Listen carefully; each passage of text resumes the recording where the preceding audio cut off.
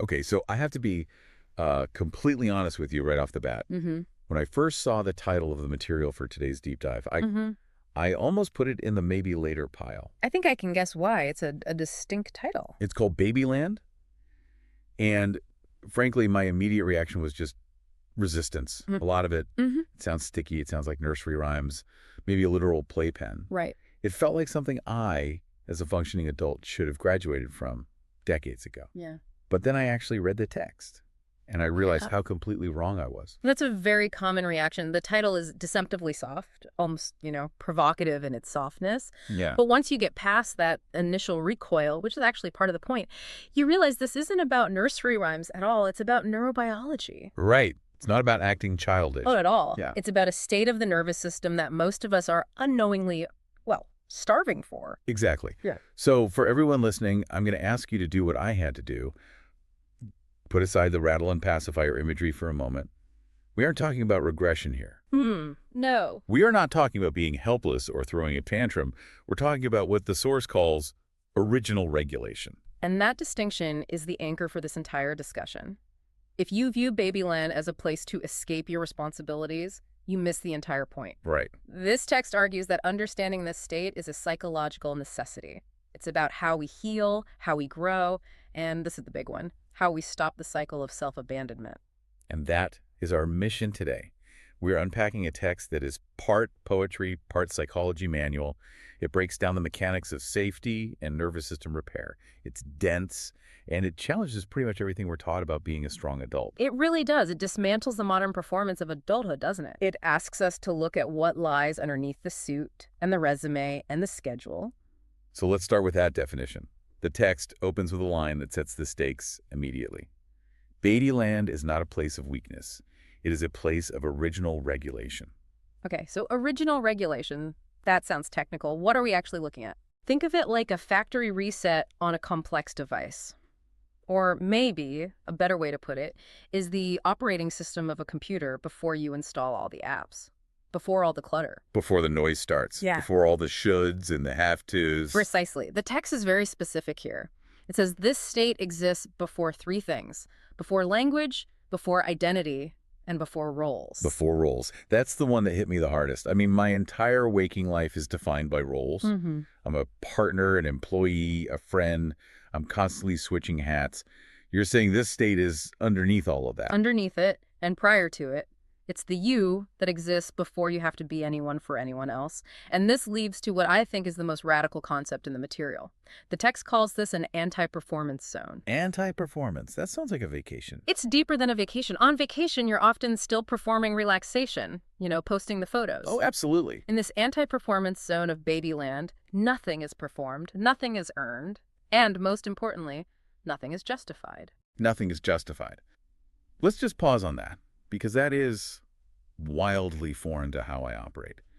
As adults, we're constantly building a case for our own basic needs. All the time. I need a nap because I worked 10 hours. Yeah. I deserve this snack because I skipped lunch. It's completely transactional. We treat rest like a payment for services rendered. We think, I have been productive, therefore I have purchased the right to stop. But in this state of original regulation, that logic just doesn't apply. You don't rest because you earned it. You rest because the biological organism needs it. Exactly. The source calls this the wisdom of the body. It says in this state, the body knows when to rest, when to cry, when to reach out, and when to soften. And it does all that without checking with the CEO and the brain first. It bypasses the logic center completely. It does. That's why it's called regulation. It's biological, not intellectual. If you think about a time you were truly deeply relaxed, you aren't thinking, is it strategic for me to relax my shoulders right now? Is this efficient? No. Your body just does it. It just drops. It drops. It softens. And the text adds a really important kicker here, one that I think a lot of people need to hear. There is no shame here. That is so key. Shame is a social construct. It's a software update that gets installed later. In this original state, there's no shame in needing, no shame in crying, no shame in reaching out to be held. It's just pure existence. Existing without the need for proof. It sounds wonderful, but also, I don't know, a little terrifying. Why terrifying? Because if I'm not performing, if I'm not running my keep, do I still matter? I think that's the fear the text is poking at. That's the core fear, exactly. And that brings us to the next section, which is about how we interact with others in this space. Because if we aren't performing, how do we get what we need? The text has this phrase that really stuck with me. Needs are not negotiated, they are noticed. Notice, not negotiated. This feels like a direct attack on every communication workshop I've ever been to. We're taught to use our words to state our needs clearly. Right, to make requests. But this state operates completely differently. I mean, think about how much energy you spend negotiating your needs every single day. So it's a full contract negotiation. Uh-huh. I'm presenting evidence, making an argument. It's exhausting. Right. But the text says, in Babyland, needs are noticed. It's about responsiveness versus instruction. In our adult lives, we have to instruct people on how to care for us. Please speak to me this way. Please hold me. Yes, but in this state of original regulation, care arrives through responsiveness.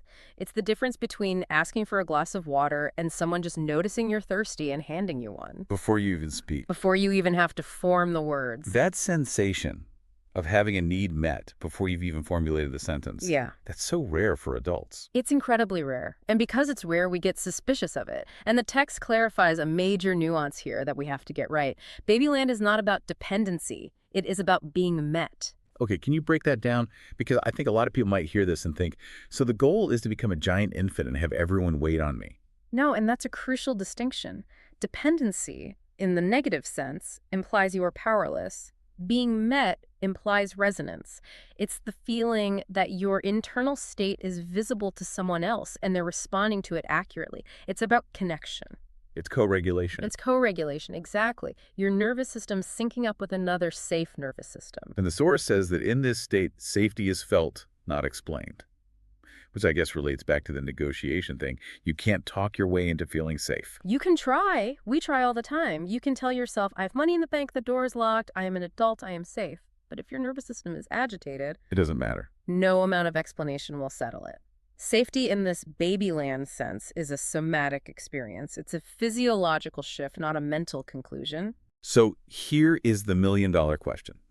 If this state, this original regulation, is so fundamental and so necessary, where on earth did it go?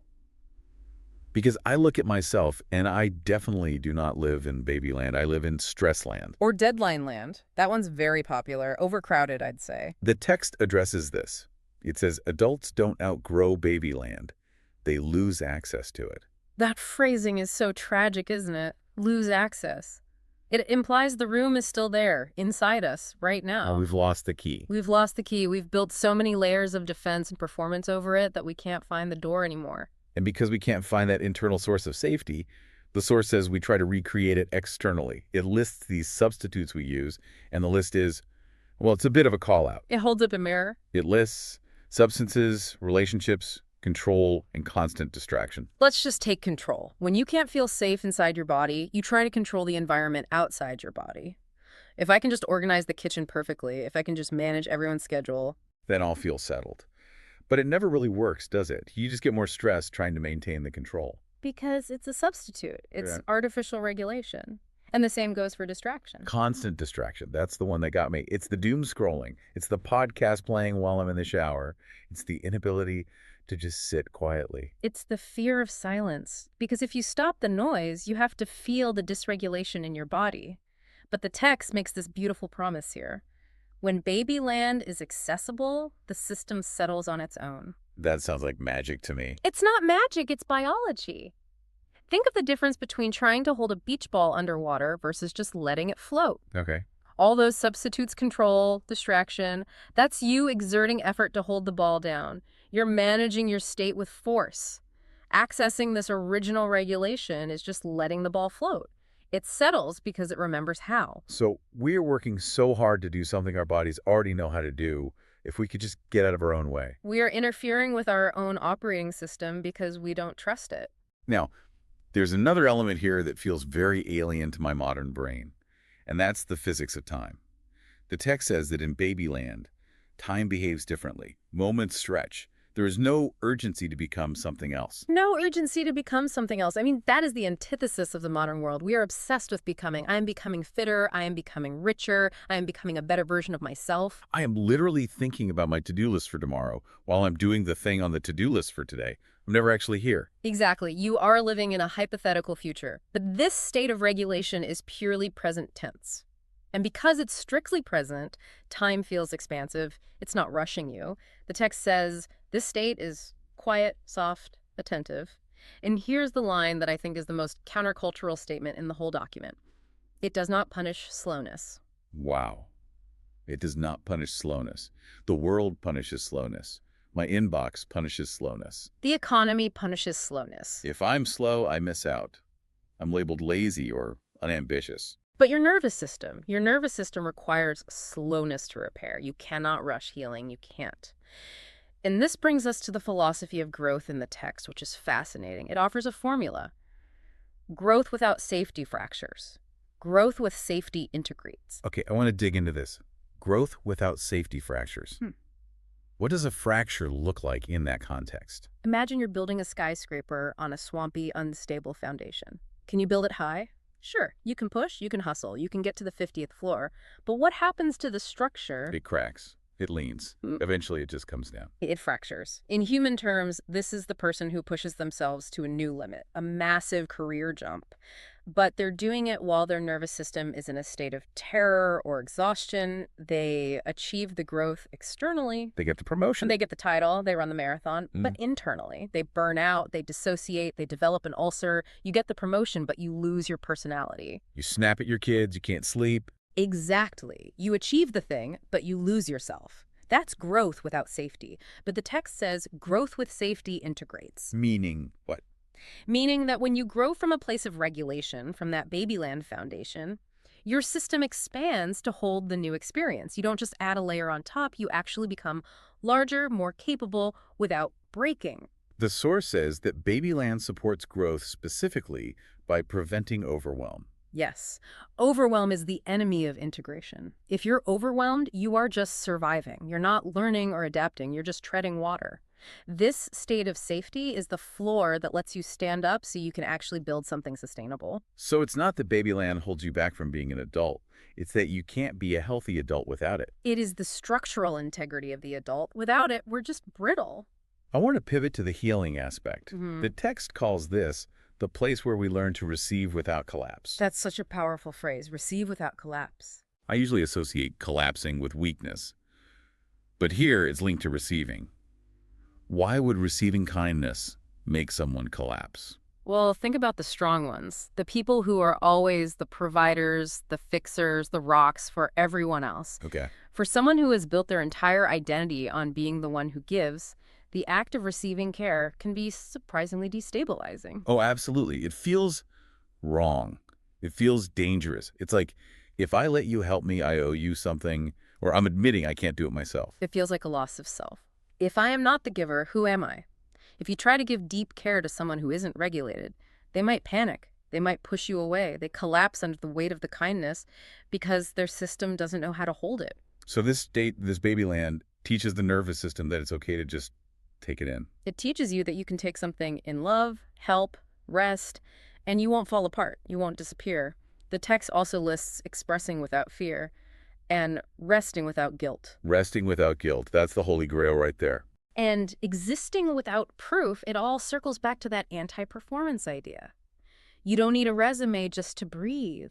I have to play devil's advocate for a second. The pragmatic part of me is thinking, okay, this sounds beautiful, but I have a mortgage, I have deadlines, I can't live in a state of pre-verbal bliss forever. And the text completely agrees with you. It is not suggesting you move to Babyland and never speak again. It says explicitly, it is not a place you stay forever. It is a place you return to when the system needs repair. So it's a resource, a pit stop. Exactly. Think of it like a refueling station. You go out into the world, you perform, you face stress, you get the job done, you get depleted, you get rattled. Then you return to this internal state to regulate, to repair, to soak up that safety, and then you bring that regulated self back into the adult world. It's a cycle. You pulse between the two. Ideally, yes. The problem is that for many of us, the return trip is blocked. We go out, we get rattled, and instead of returning to repair, we just keep driving. Flat We tires. drive on the rims until the wheels fall off. And that's burnout. That's burnout. That's the midlife crisis, the breakdown. This leads us to what I think is the emotional core of this deep dive. The text says Babyland is where self-abandonment ends. This is the most profound takeaway for me. What is self-abandonment? It's when we suppress our needs, ignore our bodies, and silence our own voice to stay safe or to be liked. We disappear to keep the peace. We disappear. We trade our authenticity for attachment. But the text says in the state of original regulation, the body learns a new lesson. It learns, I do not have to disappear to be safe. I do not have to disappear to be safe. Yeah. Wow, that hits hard. Imagine if you truly believed that. Not just thought it, but felt it in your gut. I can be here. I can take up space. I can have a need, and I will still be safe. It changes everything. You could set boundaries without panicking. You could enter a conflict without feeling like the world is ending. You could rest without apologizing for it. That is the power of accessing this state. It's not about acting like a baby. It's about reclaiming the right to exist that you were born with. So the big question, how do we get there?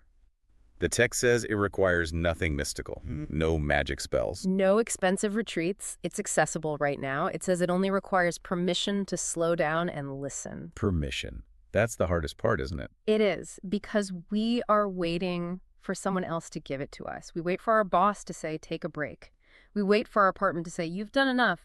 But Babyland isn't about external permission. It's about internal permission. Giving yourself permission to stop performing, Yeah. to be slow, to actually listen to what your body has been screaming at you. And the source reminds us of the result.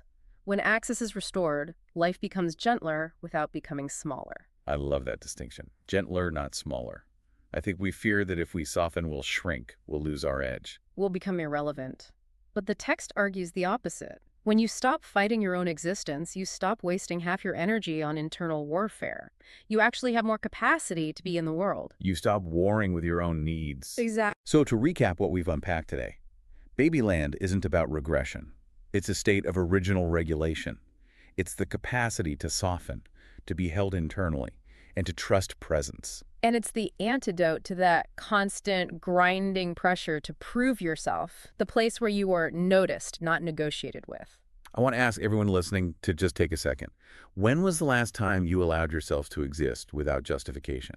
When was the last time you rested, not because you earned it, but just because you were tired? If you can't remember, or if the idea of that makes you anxious, it might be time to look for that internal door again. Absolutely. And here's a thought to leave you with. We spend so much of our lives demanding proof of our worthiness, proof that we are strong enough, productive enough.